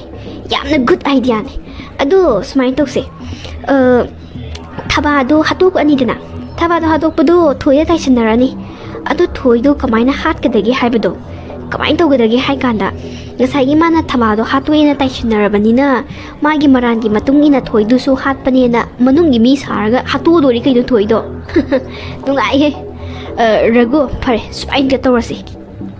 adu dai tema luriba mana thaba haiba nupi ase asi anam yam kaline masi mai pungning si pak pak olu haiba yagadaba mande kamaina oran chigei tema Ragu adugidi yam thin laikre ai toroki yengo se akhoi likagi miwangang nabi miwasubi thabo leitabi kwajabi khar leiriye makhoi singga sil khra piraga tawra luini kaino thirai ko chani se paisa bu leirdine kaisu nate Ragu itema dudi chinthaba kanade hekta hognaba toksine itema su yaradi hu kamjanbado houba yare ni itema kana no phajala itema na pungning khangto nakungani subadi yade ko itema kaiguma nakungani sukibada hanagumna ibani jailda hawai dum sare itema aduna haidokpa yaba yadaba itema na wado phajana menbiu machin kanba ko mabuk ning chetba mi thigadamni itema mi thiba matamda Chume Ragu nang haiba nakungani suba yaba wanate phare ai mi singdo pungning ai khangtoge aduga paisa thadaraga ne thabakse hoknaba tawse thintaba ganade laman khumba haibasine yaringai matam leidingai sinane honagadamni Ragu nungayani da friend ai mi khara thige kwa khara leiraga ne bijaraga yengi mabungning ai khangtoke itema adudi ai su sanaba tawrage yarige itema na hudo phajada kamjanbiyo pukningdo olhanche adubu pak pak ti ongadaba mandi madui nupido yam anam kanbani tema yarige di tema sakti ba hu kamjanbiyo ko Ragu ai mi do hana thikige aduga hu kamjanbaduna hayengdagi hohalage phare nang su chaluro ado maramakdi paw phonasi ko nakungani suba yaba nate handaki matangse choibu ngama yaba nate ko Ragu ibani mai khuba yaroi aina harisini phare chalo nangsu ima kaino sai dubo yam haudu mali kadra kalawe kaino ba sai dubo aina jarasira chandone manam khut sima yam hawe haba ꯀꯩꯅꯣ ꯍꯥꯏꯁꯤꯕꯣ 이마 ꯀꯩꯗꯧꯔꯒꯦ ꯅꯪꯕꯣ ꯑꯆꯥꯄꯣꯠ ꯆꯥꯅꯤꯡꯉꯁꯨ ꯑꯩꯉꯣꯟꯗ ꯍꯥꯏꯔꯛꯎ ꯌꯥꯗ꯭ꯔꯣ ꯑꯩꯅ ꯑꯗꯨꯝ ꯂꯩꯔꯨꯔꯁꯨ ꯌꯥꯕꯗꯨꯕꯨ ꯑꯁ ꯆꯟꯗꯣꯟ ꯆꯥꯔꯤꯗꯣ ꯀꯩꯒꯤꯅꯣ ꯑꯩꯈꯣꯏ ꯃꯥꯁꯤꯗꯤ ꯅꯥꯎꯕ ꯑꯩ ꯑꯇꯩ ꯑꯆꯥꯄꯣꯠ ꯆꯥꯅꯤꯡꯗꯦꯕ ꯆꯟꯗꯣꯟꯁꯦ ꯌꯥꯝ ꯆꯥꯅꯤꯡꯉꯦꯕ ꯃꯅꯝꯅ ꯃꯔꯣꯝ ꯅꯨꯡꯁꯤꯔꯤꯕ ꯑꯩꯅ ꯆꯥꯕꯗ ꯂꯣꯏꯗꯣꯔꯦ ꯍꯌꯦꯡ ꯊꯤꯟꯅꯕ ꯂꯩꯇ꯭ꯔꯦꯅ ꯃꯆꯦꯠ ꯑꯃꯕꯨꯗꯤ ꯈꯥꯛꯏ ꯅꯥꯎꯕ ꯑꯩꯅ ꯆꯥꯅꯤꯡꯕ ꯑꯃꯕꯨꯗꯤ ꯂꯩꯌꯦꯕ ꯅꯪ ꯂꯩꯕꯤꯔꯨꯒꯦꯔꯥ ꯂꯩꯊꯣꯛꯑ ꯂꯣꯏꯔꯦ ꯀꯩꯅꯣ ꯑꯩꯈꯣꯏ ꯃꯥꯅ ꯆꯥꯅꯤꯡꯕꯕꯣ ꯑꯗꯨꯃꯥꯏꯅ ꯆꯥꯅꯤꯡꯕꯗꯣ ꯍꯥꯏꯌꯨ ꯍꯥꯏꯕ 이마 ꯀꯩ ꯑꯆꯥꯄꯣꯠꯅꯣ ꯍꯥꯏꯔꯣꯅꯦ ꯑꯩ ꯂꯩꯔꯨꯒꯦꯕ ꯀꯩꯅꯣꯅꯦ ꯀꯦꯔꯣꯁꯤꯟꯗꯣ ꯌꯥꯝ ꯊꯛꯅꯤꯡꯕ ꯑꯗꯣ ꯃꯣꯏ ꯑꯁꯤꯒꯤ ꯑꯩꯈꯣꯏ ꯊꯣꯡꯒꯥꯟꯒꯤ ꯅꯥꯀꯟꯗ ꯑꯕꯣꯛ ꯊꯥꯎ ꯌꯣꯟꯕꯤ ꯑꯃ ꯂꯩꯕꯗꯣ ꯃꯉꯣꯟꯗ ꯌꯥꯎꯕꯅꯦꯕ ꯑꯗꯣ ꯅꯪ ꯑꯝꯇ ꯂꯩꯕꯤꯔꯨꯒꯦꯔꯥ ꯈꯤꯇꯪ ꯊꯛꯀꯦꯕ 이씨 ꯀꯩꯅꯣꯅꯦ ꯍꯥꯏꯔꯤꯁꯤꯕꯣ 이마 ꯀꯩꯅꯣ ꯀꯦꯔꯣꯁꯤꯟꯕꯨ ꯊꯛꯀꯦꯕꯨ ꯀꯩꯅꯣ ꯑꯩꯈꯣꯏ ꯃꯥꯁꯤꯕꯨ ꯍꯦꯂꯣꯏ ꯀꯣꯛꯅꯔꯖꯥꯠꯂꯣ ꯑꯩ ꯄꯥꯕꯨꯡꯗ ꯍꯥꯏꯍꯧꯗꯕ ꯌꯥꯗꯦ 이마 ꯀꯦꯔꯣꯁꯤꯟꯕꯨ ꯀꯅꯥꯅ ꯊꯛꯅꯒꯦ ꯀꯦꯔꯣꯁꯤꯟ ꯅꯠꯇꯕ ꯑꯃ ꯍꯥꯏꯌꯣ ꯀꯩꯅꯣ ꯀꯦꯔꯣꯁꯤꯟ ꯊꯛꯀꯦꯕꯣ ꯀꯩꯅꯣ ꯑꯩꯈꯣꯏ ꯃꯥꯁꯤꯕꯣ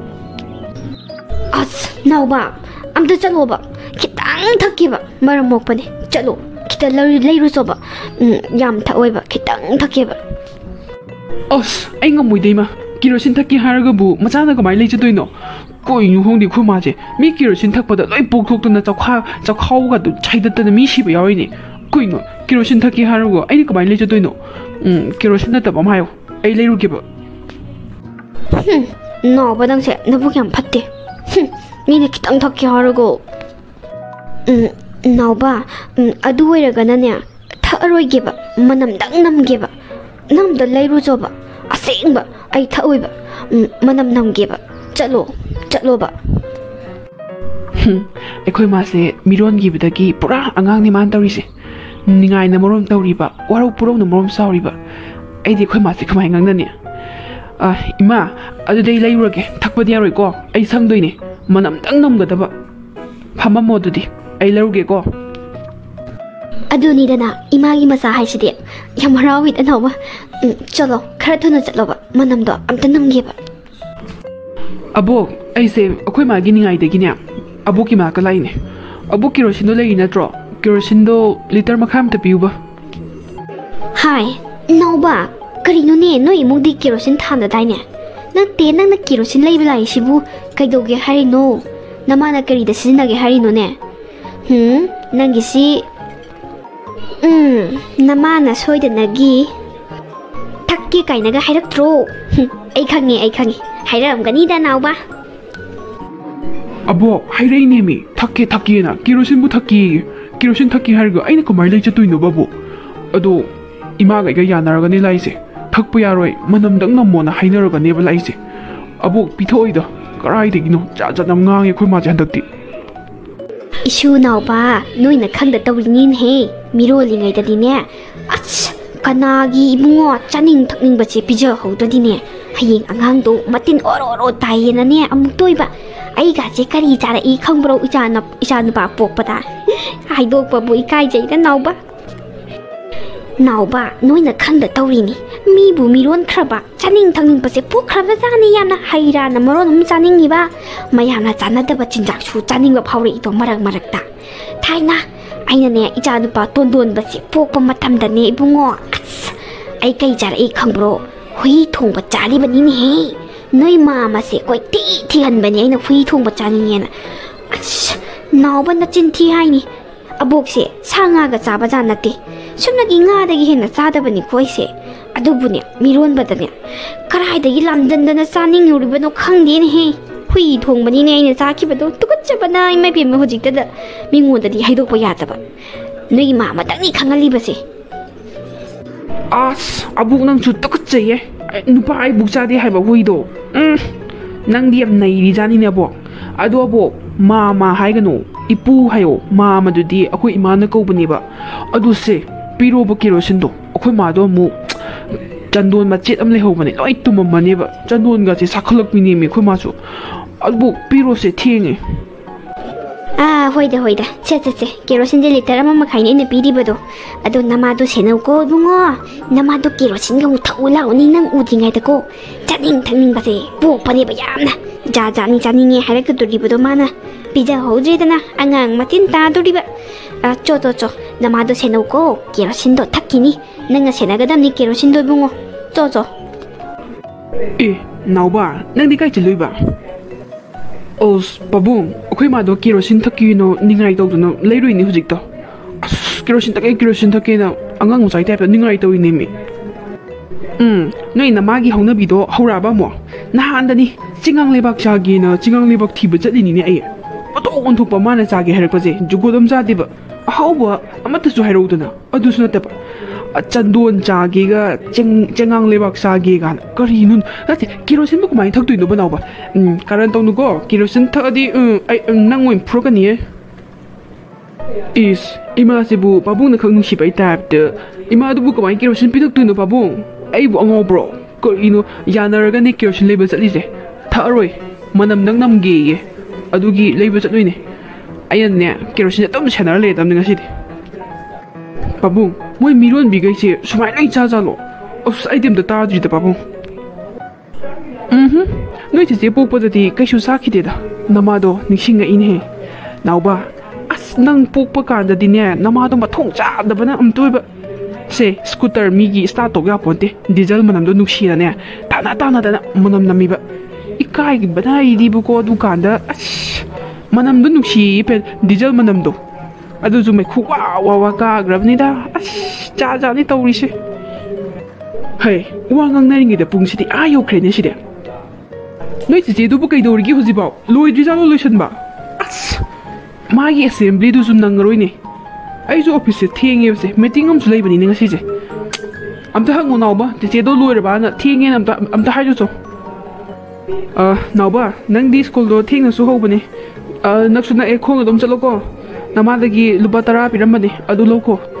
अमता चंगोने चिचेदो अमता हाइजोबा थेंगे बै पुंजी याद्रेने से अखोइ चेसिनने केबदि सुके गेरोइबा कुइबसिनने खुकोइ अमा करि तौइ लैनो खंदि होय बाबू आई चंगे मोना भाइरेल अमा चतपदो नंग उरबो अइरो उरेदा नहाना हिमा नहान हाइबनते ngasa ayu uber ado landaba migisu laile haibadoni natro thoido huranbini na badanam sibire maside sida mayam singchina achumarandi khagdana tamthi ba wangang sangang biri ba mangwan sida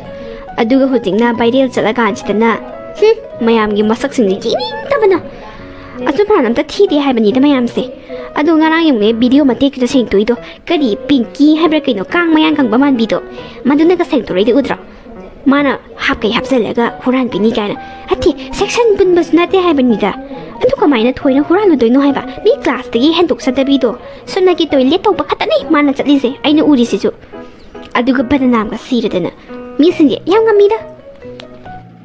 mana ayam laleda yam nungai tre thoido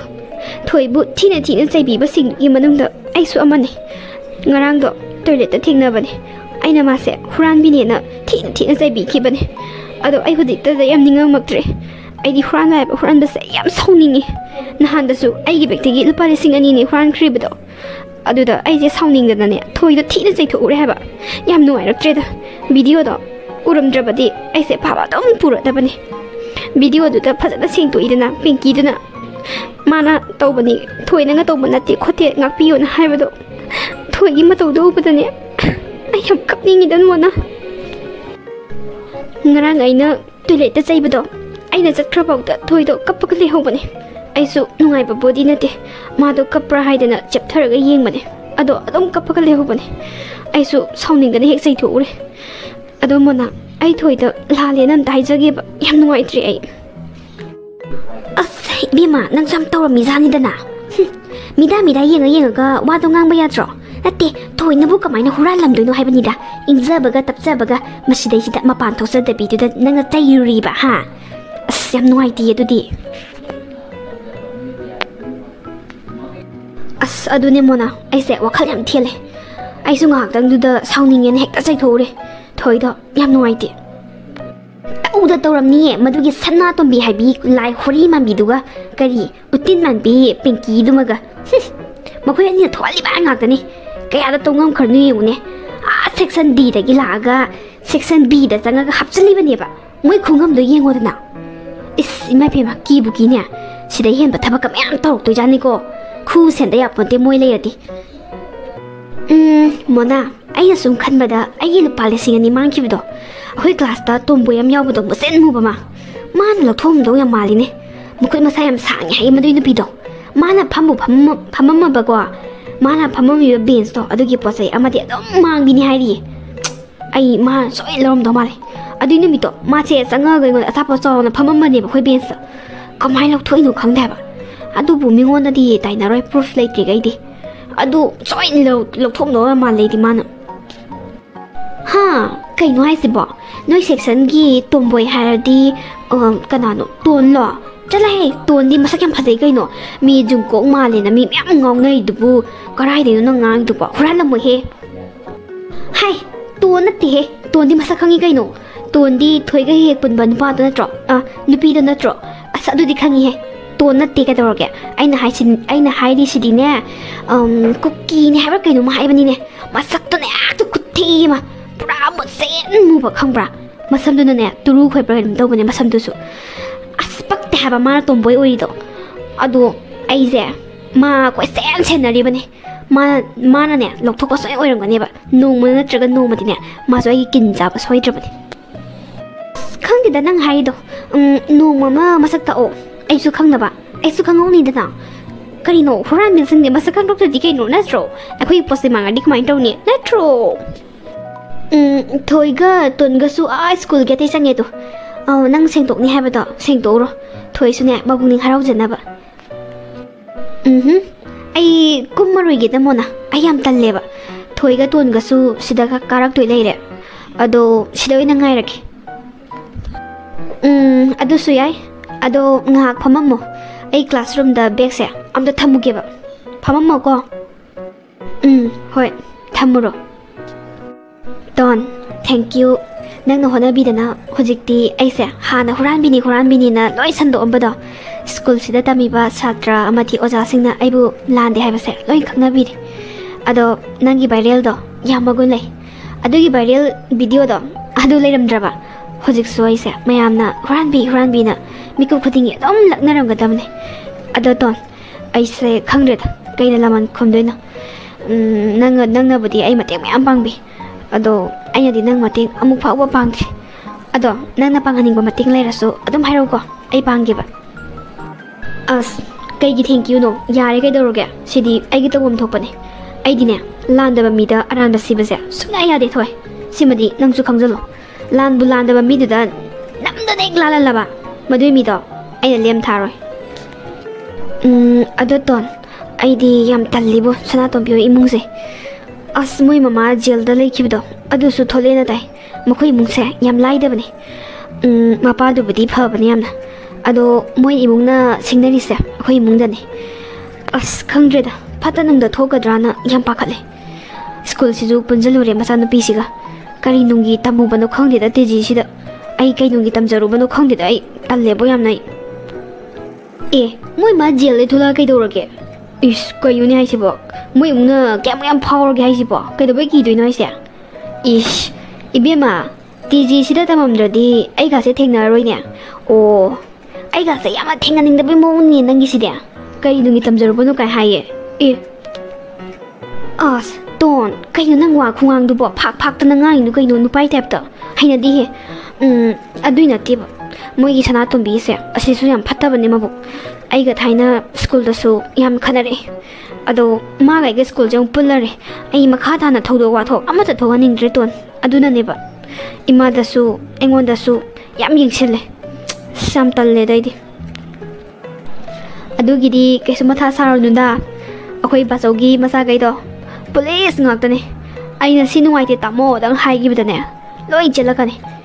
ꯏꯆꯟꯗ ꯀꯅꯥꯅ ꯀꯔꯤ ꯇꯧꯔꯤꯅꯣ ꯀꯥꯏꯅ ꯅꯩꯕꯤꯅꯤ ꯍꯥꯏꯔꯤꯌꯦ ꯑꯩꯈꯣই ꯕꯥꯆꯧ ꯃꯆꯥꯈꯩꯗꯣ ꯈꯪꯉꯦꯗꯅ ꯑꯗꯨꯒꯤꯗꯤ ꯀꯩꯝꯇ ꯋꯥꯅꯤꯡꯉꯥꯏ ꯑꯣꯏꯗꯦꯗ ꯑꯗꯨꯅꯅꯦ ꯑꯩ ꯉꯁꯤ ꯄꯣꯡꯒꯥꯏꯔꯤꯁꯦ ꯈꯪꯉꯦꯗꯅ ꯊꯣꯏ ꯀꯩꯝ ꯅꯨꯡꯉꯥꯏꯇꯕ ꯈꯟꯖꯤꯜꯂꯨꯅꯨꯁꯦ ꯅꯪꯉꯣꯟꯗ ꯅꯨꯡꯉꯥꯏꯇꯕ ꯑꯃ ꯍꯦꯛ ꯇꯧꯔꯛꯑꯕꯀꯣ ꯑꯩꯉꯣꯟꯗ ꯍꯥꯏꯔꯛꯑꯣ ꯑꯩ ꯇꯧꯒꯦꯕ ꯑꯩꯈꯣꯏ ꯕꯥꯆꯧꯒꯤ ꯃꯆꯥꯈꯩꯗꯅꯦ ꯂꯣꯏ ꯍꯥꯏꯗꯣꯛꯀꯦꯕ ꯑꯩꯈꯣꯏ ꯇꯥꯃꯣꯗꯣ ꯃꯔꯤꯅꯦ ꯑꯩꯈꯣꯏ ꯇꯥꯃꯣ ꯃꯔꯤꯃꯛ ꯄꯨꯂꯤꯁ ꯉꯥꯛꯇꯅꯦ ꯑꯩ ꯇꯧꯒꯦꯕ ꯏꯁ ꯅꯪ ꯈꯨꯋꯥꯏꯁꯦ ꯄꯨꯂꯤꯁꯁꯦ ꯅꯪꯅ ꯑꯣꯏꯕꯒꯤ ꯇꯥꯏꯞꯇꯅꯦꯕ ꯑꯌꯥꯕꯤꯅꯦ ꯅꯪꯁꯨ ꯃꯤꯅ ꯍꯥꯏꯁꯦ ꯐꯥꯒꯤꯒꯤ ꯇꯥꯏꯞꯇꯨꯒ ꯁꯣꯅꯣ ꯊꯕꯛꯅ ꯎꯠꯂꯛꯀꯦ ꯌꯦꯡꯉꯣ ꯊꯣꯏ ꯑꯩ ꯅꯪ ꯂꯥꯛꯄ ꯉꯥꯏꯔꯝꯃꯤꯅꯦ ꯉꯔꯥꯡ ꯑꯩꯅ ꯇꯣꯏꯂꯦꯠꯇ ꯅꯪꯉꯣꯟꯗ ꯍꯥꯏꯈꯤꯕ ꯃꯌꯥꯝꯗꯣ ꯅꯪ ꯁꯥꯎꯅꯨꯀꯣ ꯑꯩꯗꯣ ꯈꯪꯗꯕꯒꯤ ꯍꯥꯏꯈꯤꯕꯅꯦꯕ ꯅꯍꯥꯟꯗꯁꯨ ꯑꯩꯒꯤ ꯕꯦꯛꯇꯒꯤ ꯂꯨꯄꯥ 2,000 ꯃꯥꯡꯉꯦ ꯑꯗꯨꯗ ꯑꯩꯁꯨ ꯍꯨꯔꯥꯟꯕ ꯍꯥꯏꯕ ꯍꯨꯔꯥꯟꯕꯁꯦ ꯌꯥꯝ ꯁꯥꯎꯅꯤꯡꯗꯨꯅ ꯅꯪꯉꯣꯟꯗ ꯍꯦꯛ ꯇꯥꯏꯅꯔꯨꯔꯦ ꯑꯗꯣ ꯊꯣꯏ ꯅꯪ ꯁꯥꯎꯒꯅꯨꯀꯣ ꯑꯩ ꯍꯧꯖꯤꯛꯇꯤ ꯑꯁꯦꯡꯕ ꯂꯣꯏꯅ ꯈꯪꯉꯦ ꯅꯪ ꯂꯥꯟꯗꯦ ꯍꯥꯏꯕꯁꯦ ꯑꯩ ꯈꯪꯉꯦꯕ ꯑꯗꯣ ꯁꯥꯎꯅꯨꯀꯣ ꯊꯣꯏ ꯑꯩ ꯌꯥꯝ ꯂꯥꯜꯂꯦꯕ ꯀꯩꯁꯨ ꯀꯥꯏꯗꯦꯗ ꯈꯪꯗꯗꯅ ꯉꯥꯡꯕꯕꯨ ꯀꯩꯗꯧꯕꯩ ꯁꯥꯎꯗꯣꯏꯅꯣ ꯑꯗꯣ ꯀꯩꯒꯨꯝꯕ ꯑꯩꯅ ꯍꯨꯔꯥꯜꯂꯝꯕ ꯑꯁꯦꯡꯕ ꯑꯣꯏꯕ ꯇꯥꯔꯒꯗꯤ ꯃꯤ ꯃꯌꯥꯝꯅ ꯁꯥꯎꯔꯤꯁꯤꯡꯁꯦ ꯑꯗꯨꯝ ꯁꯥꯎꯐꯝ ꯊꯣꯛꯄꯅꯦ ꯀꯩꯁꯨ ꯀꯥꯏꯗꯦꯗ ꯍꯧꯖꯤꯛꯇꯤ ꯑꯩ ꯂꯥꯟꯗꯦ ꯍꯥꯏꯕꯁꯦ ꯃꯤꯄꯨꯝ ꯈꯨꯗꯤꯡꯅ ꯂꯣꯏꯅꯃꯛ ꯈꯪꯅꯔꯕ ꯉꯥꯛꯇꯅꯤ ꯀꯩꯁꯨ ꯀꯥꯏꯗꯦꯗ ꯁꯥꯎꯗꯦ ꯑꯗꯨꯗꯤ ꯌꯥꯝ ꯅꯨꯡꯉꯥꯏꯔꯦ ꯊꯣꯏ ꯍꯧꯖꯤꯛꯇꯤ ꯅꯪꯒꯤ ꯄꯨꯛꯆꯦꯜ ꯑꯩ ꯆꯞ ꯆꯥꯅ ꯈꯪꯉꯦ ꯑꯗꯣ ꯑꯩꯒꯤ ꯃꯤꯡ ꯁꯦꯂꯤꯅꯥ ꯀꯧꯏ ꯃꯌꯥꯝꯅꯅꯦ ꯁꯦꯂꯤ ꯍꯥꯏꯔꯒꯁꯨ ꯑꯗꯨꯝ ꯀꯧꯅꯩ ꯑꯗꯣ ꯊꯦꯡꯅꯕꯗ ꯑꯗꯨꯝ ꯀꯧꯅꯁꯤꯀꯣ ꯐꯔꯦꯅꯦ ꯅꯪꯁꯨ ꯀ꯭ꯂꯥꯁꯔꯨꯝꯗ ꯆꯪꯈ꯭ꯔꯣ ꯑꯩꯁꯨ ꯇꯣꯏꯂꯦꯠ ꯐꯥꯎꯗ ꯆꯠꯂꯨꯈꯤꯒꯦ ꯍꯣꯏ ꯉꯁꯤꯒꯤ ꯅꯨꯃꯤꯠꯇꯨꯅꯦ ꯃꯥ ꯅꯨꯡꯉꯥꯏꯅꯤ ꯍꯥꯏꯖꯅꯤ ꯃꯥ ꯅꯨꯡꯉꯥꯏꯅꯤ ꯄꯤꯡꯀꯤ ꯍꯥꯏꯕ ꯄꯤꯡꯀꯤ ꯅꯨꯄꯤꯗꯣ ꯅꯨꯡꯉꯥꯏꯅꯤ ꯉꯁꯤꯗꯤ ꯃꯥ ꯉꯁꯤ ꯅꯨꯡꯉꯥꯏꯅꯦꯕ ꯑꯩꯕꯨ ꯃꯤꯌꯥꯝ ꯃꯃꯥꯡꯗ ꯑꯩꯕꯨ ꯆꯞꯁꯤ ꯁꯤꯍꯟꯕ ꯈꯪꯒꯅꯤꯗꯅ ꯃꯥ ꯃꯤꯌꯥꯝ ꯃꯃꯥꯡꯗ ꯑꯩꯕꯨ ꯆꯞꯁꯤ ꯁꯤꯍꯟꯕ ꯈꯪꯅꯤꯗꯅ ꯅꯪ ꯈꯪꯅꯤꯗꯅ ꯀꯔꯤꯒꯤ ꯑꯆꯥꯄꯣꯠ ꯄꯤꯖꯕ ꯈꯨꯄꯥꯛꯅ ꯊꯨꯖꯤꯟꯒꯦ ꯃꯃꯥꯏꯗꯨꯗ ꯑꯩꯕꯨ ꯌꯥꯝꯅ ꯆꯣꯞꯍꯟꯕ ꯅꯠꯇꯦ ꯃꯥꯅ ꯇꯧꯏꯗꯨꯕꯨ ꯀꯩꯅꯣ ꯍꯥꯏꯕꯅꯤꯗ ꯃꯥꯅ ꯚꯤꯗꯤꯑꯣꯗꯨꯗ ꯁꯦꯡꯗꯣꯛꯄ ꯃꯇꯝꯗ ꯑꯩꯒꯤ ꯃꯤꯡ ꯄꯜꯂꯒ ꯁꯦꯡꯗꯣꯛꯏꯗꯨ ꯀꯩꯒꯤꯅꯣ ꯍꯥꯏꯕꯅꯤꯗ ꯈꯪꯗꯦ ꯂꯥꯛꯀꯦꯁꯅꯣ ꯑꯗꯨꯒ ꯚꯤꯗꯤꯑꯣ ꯚꯥꯏꯔꯦꯜ ꯑꯣꯏꯍꯜꯂꯛꯏꯕ ꯃꯤꯗꯨꯁꯨ ꯊꯤꯒꯠꯀꯅꯤ ꯑꯩꯅ ꯂꯦꯝꯅ ꯊꯥꯔꯣꯏ ꯀꯩꯅꯣ ꯑꯩꯈꯣꯏ ꯒꯦꯠ ꯃꯌꯥꯗ ꯁꯟ ꯂꯣꯏꯔꯕ ꯀꯩꯅꯣ ꯈꯪꯗꯦꯃꯤ ꯁꯟꯊꯤ ꯊꯤꯕꯣꯠ ꯑꯃꯗ ꯅꯥꯟꯊꯨꯔꯨꯗꯅꯅꯦ ꯈꯨꯕꯥꯛꯀꯥꯗ ꯂꯣꯏꯔꯦ ꯍꯥꯏꯕ ꯁꯟꯊꯤ ꯃꯅꯝ ꯅꯝꯃꯦ ꯈꯨꯠꯁꯦ ꯑꯝꯇ ꯍꯥꯝꯗꯣꯛꯀꯦ ꯇꯧꯕꯅꯦ ꯁꯥꯄꯣꯟꯁꯤꯅ ꯀꯔꯤꯅꯣ ꯆꯥꯊꯣꯛꯄ ꯃꯤ ꯌꯥꯎꯔꯕ ꯀꯩꯅꯣ ꯈꯪꯗꯦ ꯄꯪꯇꯨꯝꯗ ꯇꯨꯝꯃꯦ ꯍꯥꯏꯕ ꯑꯩꯈꯣꯏ ꯁ꯭ꯀꯨꯜꯒꯤ ꯁꯥꯄꯣꯟꯁꯦ ꯀꯔꯤꯅꯣ ꯈꯪꯗꯦ ꯃꯤ ꯁꯥꯄꯣꯟꯁꯤꯅ ꯈꯨꯠꯁꯦ ꯍꯥꯝꯃꯕꯅꯤꯅ ꯁꯟꯊꯤ ꯃꯅꯝꯗꯤ ꯀꯩꯁꯨ ꯅꯝꯃꯔꯣꯏꯗ ꯀꯔꯤꯅೋ ꯃꯤꯡꯁꯦꯟꯁꯤꯅꯔ ꯅꯠꯇ꯭ꯔꯒ ꯑꯩꯒꯤ ꯁꯛ ꯐꯖꯕꯁꯤꯅꯔ ꯀꯩꯅꯣ ꯌꯦꯡꯕꯩ ꯄꯦꯟꯗꯕꯨ ꯅꯥꯏꯗ꯭ꯔꯦꯅꯦ ꯑꯩꯒꯤ ꯁꯛꯇꯝꯁꯦ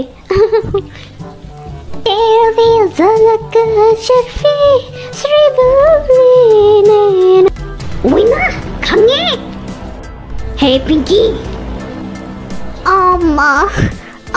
ꯁꯅꯥꯇꯣꯝꯕꯤ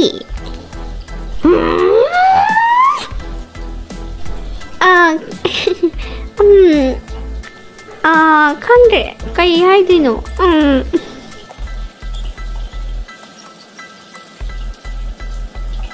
ꯃꯌꯥꯝ ꯌꯦꯡꯕ ꯍꯧꯗ꯭ꯔꯤꯉꯩꯗ ꯂꯥꯏꯛ ꯍꯥꯟꯅ ꯅꯝꯕꯤꯔꯝꯃꯣ ꯑꯗꯨꯁꯨ ꯔꯥꯏꯇꯔꯒꯤꯗꯃꯛꯇ ꯃꯁꯤ ꯃꯌꯥꯝꯅ ꯃꯥꯒꯤꯗꯃꯛꯇ ꯏꯟꯇꯔꯦꯁ ꯑꯣꯏ ꯍꯥꯏꯅ ꯂꯥꯏꯛ ꯅꯝꯕꯤꯔꯛꯄꯗꯣ ꯑꯗꯨ ꯑꯣꯏ ꯂꯩꯔꯝꯃꯦꯕ ꯑꯗꯨꯅ ꯃꯌꯥꯝ ꯀꯥꯎꯗꯕꯤꯗ ꯚꯤꯗꯤꯑꯣ ꯈꯨꯗꯤꯡꯃꯛ ꯍꯥꯏꯕꯗꯤ ꯁꯤꯒꯤ ꯄꯣꯛꯇꯕꯤ ꯏꯃꯥꯁꯨ ꯏꯃꯥꯅꯤ ꯍꯥꯏꯔꯤꯕ ꯁꯤꯒꯤ ꯚꯤꯗꯤꯑꯣ ꯈꯨꯗꯤꯡꯃꯛꯇ ꯂꯥꯏꯛ ꯍꯥꯟꯅ ꯑꯗꯨꯝ ꯅꯝꯕꯤꯌꯣ ꯑꯗꯨ ꯑꯣꯏꯇꯥꯔꯒꯗꯤ ꯔꯥꯏꯇꯔꯅ ꯌꯥꯝꯅ ꯊꯨꯅꯁꯨ ꯍꯥꯞꯄꯛꯀꯦ ꯑꯗꯨꯒ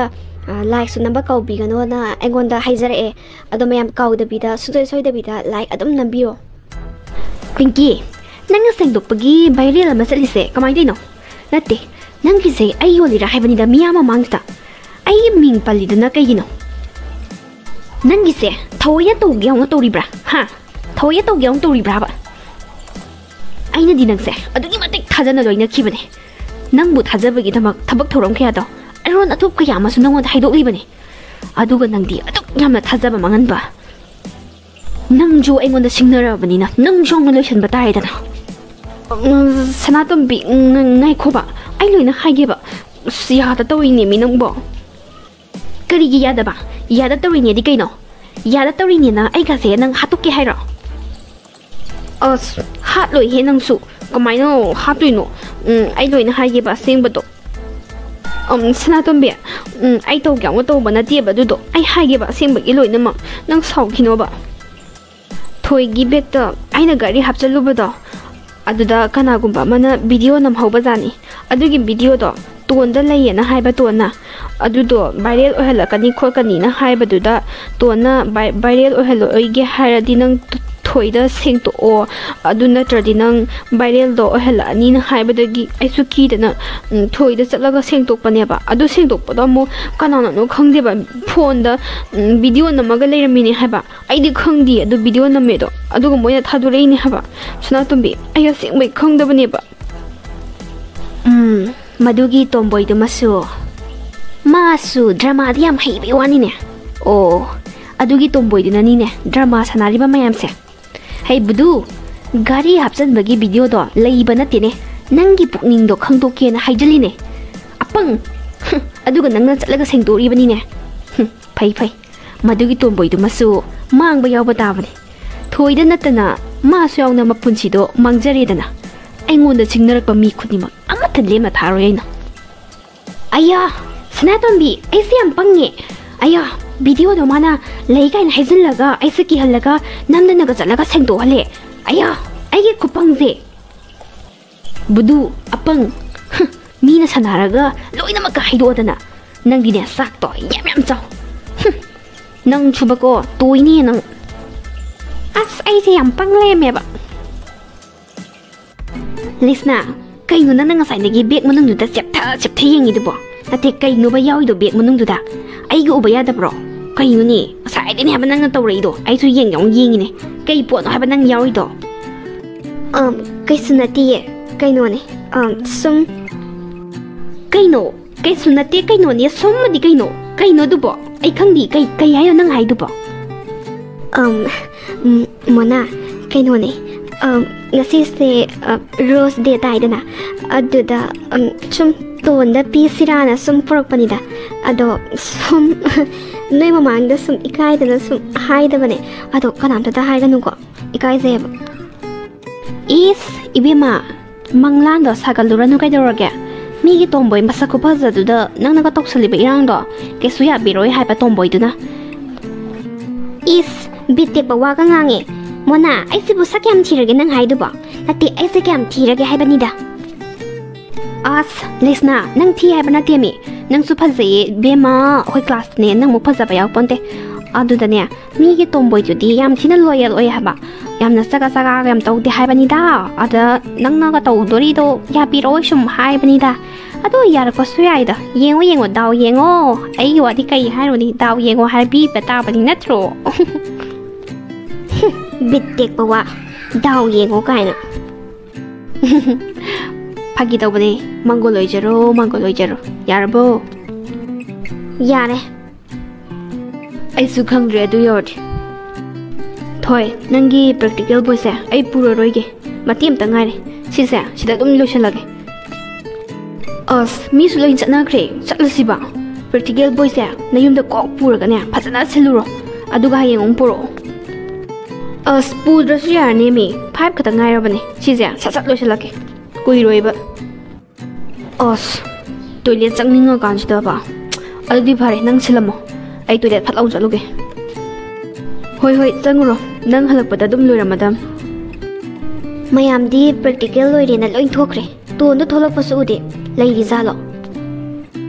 Oh, Adelaide. Particular silly man, mice. Matanta su leire yamna phare aina phongdok ningi se tanda se loraga phongdok horaki ton practical silira Lesna hoi practical silamane thoigi boy se pu khrona haiba adaina pura roike matiem tangai na silamani da loidore ado sum lakpro kei haige dobuno ton aise kainoma sum haisirana sum lakpane Kaiwano, Silazango, Duga Hiro. Lesna, City Kaidi Rose no, Yampazi. Don, Nasiste Rose de Didana, a dinosaur, no one the pinning the some propanida. Oh, thank you. Sigi Rose, no the paliro, Yampazi, Fresco. Money, a quid a hoe, Size, I not have any, Yam Sally. Nang sar pamati ay pubirake aise lady am pamba ado thabadi kaya pamdaba ado lesna porano noi de horido samane ai leise pama khanda he hairake ba Don ai kainoma haige Kay wano adum hayo Don ai nangbu thamoi singa nungsi ai nangi damakta loinamak kathokpa ngamgani Don Lesna nangi wado yam phai mado asengma marup kawi marup amana marup amagi maphamda magini khakpa leitana loinamak kathoknagadamne adu erdi nungsi janana su hingminaredana marup amana awaphamda tarabada akhoi pulap changsinunane mateng pangbigadabane mado asengma marup kawi As adugi marupki nungsibado haibana teme kari wari no moi anina sarise masigi ton haibise masi hana mangandaba yaroidori masi ayi thabak thoramda yamna ayetba oidori masi kana su leitra kanda moi ani dang wari sarise kari wari sarino lummaga tage adudi Don nangse aigi girlfriend oijarage haiba ado Don aigi wase nang accept tobiyo please kaino Lesna nang nangangi wadu bo ai nangi wado accept toba ngamoi Lesna nang sagono Don nang adumai togono please aigi wase amtadi accept tobiyo Don please Lesna aidi wase amutang hai khodi lore aidi wa anirak suna ngangde aduga mana nangse aigi marupne nangsu marup oina dum khalo ai sidagi hena khanbati sungam ngamo Don nang naibu accept tawdabagi maramse kaigino natraga nangi atopa mi laire haira hoi aina khanjaba misak amabudi lai ado akhoi society sida sigumase satnade hanchane yenge thin thin ngangne ado mase mayamna yadamina aina su pamde nangna mabu nungsido adudi oithokadra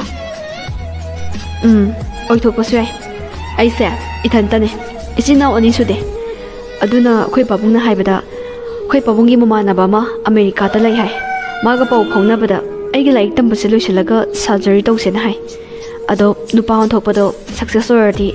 aina khalise adum oithokpasu yai ai mahana tanadi atopadi nusiraroi yam paye Don oithokpasu oisano ado nangai budi saugonu ko aina khangdabagi nangonda keno khara haikre ado marup oina dum khaluko Don ai chatlage Lesna saunuko aido kai haidunu khangdre nang sauba male ado saugonuko marup oina dum kaunase ai wakhanda nungaitaba kaim leiteba ko Saudi aina khangudabagine ado Don ai chatlage hoi Lesna si nungbu nungai tine masi khulai oina sinanaba yadori aigi thabakta khangnidana Lesna si hu kamjilaga aigi khulai oina sinage as Lesna si thoklene aina mogi wari takibaga malani chalawrake Ibungo bonbon nama leibara krai sakhi leiradine amta kokthorauba aigane wari aruba masa ke tobani cho nama leibra amta yengo cho leiteda kai degino khoi manabo yum leero ngachai chak to ga chakhibaduna ne hojibu halakri kolika khoi babungna phengoriye kai degino haima ise adudi namadu karai da leirumgani ibungo aidi maga wari se saadaba yadaba wari nine yam lukhraba ibungo namado karai da leirumgani adudi akhoi manabu karai chalunege ine palaibigi pandukan du khangidana aduna moi manga turuk leirumgani wathi ngangnaba nongan bre numita pune kwa masinda peiragane wathi ngangnaba ne chakhrido adudu leirumgani adudu dum satpiruro khange ine palaibigi dukan do aduda chatlagane yengorage namadusu thabak leitadana tawri oiramnida fare ibungo ine su yengorage ko chango haima ngambi nangdi na intire ise nayumda changurabani nasan pana ne palibi ki dukan da ne miwang hangnaramni ye adudane nang leibra yengge na laibani haima ise kaino jail ri tholabo kaino nasaka do nyamuram dai ne kochu ga do yam thokle me haba nasang to ga do yam phaja to me na nang dia ado ai hang babu kari hage ine pa leibigi pan dukan da ne kwa matam saru panida sak tok pagi ado kai hai ge bano hoi hoi nusa mangan do phangdrabani ne kusu ga jidi khrabudi ngoktho banida ado aina hai ga dori bawa se yam lu bawani nakong ani su ba ya banati ko kai no ai sibu se natroga mi mu hatrobo kai no ai ti mi ha pa ga dinga moi ko